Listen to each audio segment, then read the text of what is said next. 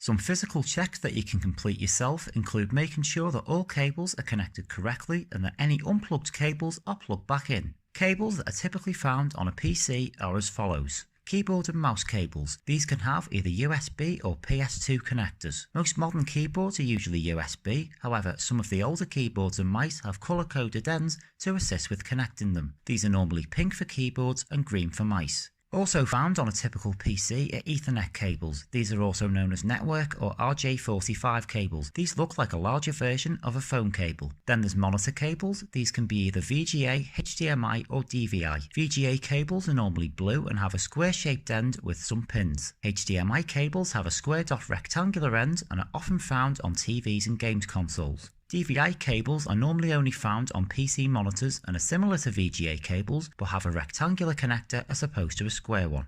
Finally, there's power cables, also known as kettle leads or IEC leads. Whilst the vast majority of PCs and monitors use kettle leads, there are some exceptions. A notable example being LG monitors, which tend to use a round yellow connector, not unlike what you might find on an old mobile phone charger. It is important for safety reasons that you switch your PC off before unplugging cables. This is especially true for power cables, as this can be an increased risk if done while the machine is switched on. Now that we've learned about physical checks, let's move on to the next part of the course, common fixes for slow PCs.